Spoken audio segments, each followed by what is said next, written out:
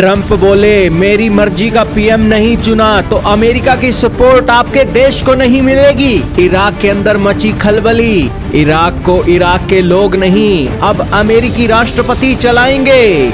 जी हाँ दोस्तों, हिंदी की एक कहावत बहुत मशहूर है, नियम कानून कमजोरों के लिए होते हैं, शक्तिशालियों के लिए नहीं। आज अमेरिका का राष्ट्रपति डोनाल्ड ट्रंप भी इस कहावत के नक्शे कदम पर चल रहा है। भले ही दुनिया के नक्शे पर सीमाएं शायद अभी भी वही हैं, लेकिन सत्ता का असली रिमोट कंट्रोल अब वॉशिंगटन के ओवल ऑफिस में शिफ्ट हो चुका है। डोनाल्ड ट्रंप ने शपथ ली है और उनका खौफ प्रभाव दुनिया के बड़े बड़े मुल्कों की सरकारें गिराने और बनाने में लगा हुआ है। हाल ही में डोनाल्ड ट्रंप ने ईरान के इराक के एक लीडर को धमकी दे दी कि अगर इराक के लोगों ने इस लीडर को चुन लिया तो मैं अमेरिका के तौर पर, राष्ट्रपति के तौर पर तुम्हें थ्रेट भेज रहा हूं कि इराक को मिलने वाली सारी मदद रोक दी जाएगी। दोस्तों, इराक के अंदर तेल बेचकर जितनी कमाई होती है उसका 90% हिस्सा अमेरिका के बैंकों में पड़ा हुआ है, और अगर इराक के अंदर यह लीडर बनाया गया तो वो जो पैसा है अमेरिका रोक देगा और इराक की खटिया खड़ी कर देगा। यानी कि दोस्तों, नियम कानून कमजोरों के लिए हैं, शक्तिशालियों के लिए नहीं है। सारी बात आ जानेंगे, बहुत महत्वपूर्ण न्यूज है। चैनल पर नहीं हो तो जरूर सब्सक्राइब करना। जी हां दोस्तों, ये जो लीडर आप देख रहे हैं, ये लीडर दोस्तों अमेरिका ने कलंकित कर दिया है। कलंकित कहने का मतलब इतना ही है कि इसके अंदर कोई कमी नहीं है, बस अमेरिका के हिसाब से ये लीडर कलंकित है। और अगर इराक के लोगों ने इस लीडर को बनाने की गलती कर दी तो इस देश का हाल बहुत बुरा हो जाएगा। हाल ही में अमेरिका के राष्ट्रपति आए हैं। अल जजीरा का आर्टिकल आपके सामने चल रहा है, टाइम्स ऑफ इंडिया का, द हिंदू का आर्टिकल चल रहा है, जिसके अंदर इस न्यूज की पुष्टि की जा रही है कि अमेरिका इराक की मदद नहीं करेगा अगर ये अल मलिकी नाम के लीडर को प्राइम मिनिस्टर के तौर पर इराक के लोगों ने चुन लिया। दरअसल दोस्तों, ये अल मलिकी ईरान के सपोर्टर के तौर पर जाना जाता है, और ट्रंप कहते हैं कि अगर मलिकी की एंट्री होती है तो इराक और ईरान के बीच फिर से संबंध गहरे हो जाएंगे और ये मिलकर ना जाने कौन से टेररिज्म को एक फिर से जन्म दे दे।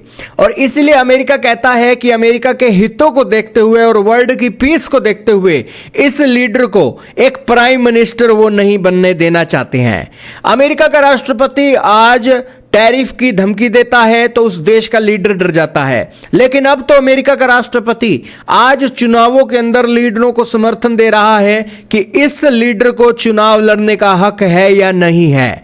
तो दोस्तों, ये एक आज अमेरिका की इतनी डोमिनेंस है, अमेरिका की जरूरत आज दुनिया को इतनी हो चुकी है कि अमेरिका का राष्ट्रपति ये बातें बोल सकता है और पूरी दुनिया कान में रुई डालकर इन बातों को सुन सकती है। दोस्तों, अमेरिका इराक की मदद क्या करता है आप वो देखिए, और वो आप देखोगे तो आप ये कहोगे कि इराक को तो वाकई में ही अपने लीडर को चुनने का हक नहीं है, क्योंकि जब अमेरिका ही इनका गॉड फादर बना हुआ है। दोस्तों, इराक के अंदर सत्ता का परिवर्तन अमेरिका सालों सालों से करता आया है। इराक को खड़ा करने में अमेरिका बहुत पैसा फूंक रहा है। इराक को प्रतिवर्ष लगभग $250 मिलियन से लेकर $500 मिलियन की सुरक्षा सहायता दी जाती है, जो इराक को F-16 और M1 अब्राहम टैंकों के रखरखाव में मदद करती है। इसके अलावा इराक अपना तेल बेचकर अपने बजट का 90% हिस्सा अपने देश की जनता को देता है और अपने देश के एक सरकारी लोगों को सैलरी देता है, और यह तेल बेचने का जो हक है अमेरिका प्रोवाइड करता है अपने सिस्टम के थ्रू, जिसके चलते तेल बेचकर जो कमाई होती है वो न्यूयॉर्क के फेडरल रिजर्व बैंक में रखी जाती है।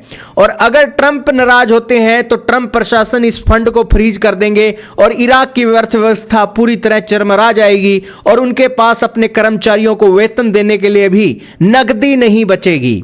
2003 के अटैक के बाद अमेरिका ने इराक पर विशाल धनराशि खर्च की है, $60 बिलियन से अधिक की सहायता दी है, और ISIS से निपटने से लेकर मानवीय राहत के लिए भी लगभग $3 बिलियन से $13.5 बिलियन उन्होंने खर्च किए हैं। और इसीलिए ट्रंप कह रहे हैं कि अमेरिका ने बड़ी जी जान से इराक के अंदर मेहनत की है, वहां पर शांति व्यवस्था खड़ी की है। और अगर एक बार फिर से इराक के अंदर इस लीडर को चुना जाता है जो ईरान का सपोर्टर है, तो वो करोड़ों डॉलर की जो सहायता है वो भी रोकी जाएगी, अमेरिका के इंटरेस्टों को भी नुकसान होगा और इसीलिए इराक को फिर तेल बेचने की भी अनुमति नहीं होगी। और फिर अमेरिका कितने तरीकों से इस देश का नुकसान करेगा, ये तो फिर इराक जाने या फिर अमेरिका जाने। लेकिन ये एक आज के समय की रियलिटी बन चुकी है कि यहां पर इराक अमेरिका पर इतना ज्यादा डिपेंडेंट हो गया कि अब उसके फैसले स्वतंत्र नहीं है। या फिर आप ऐसे कहिए कि अमेरिका ने आत्मनिर्भर बनकर अपने सिस्टम को इतना मजबूत कर लिया कि दुनिया के छोटे देशों की कोई हैसियत नहीं है। इसीलिए दोस्तों कहा जाता है कि don't teach father how to make babies. आज अमेरिका यह कहावत बोल सकता है क्योंकि वो शक्तिशाली है।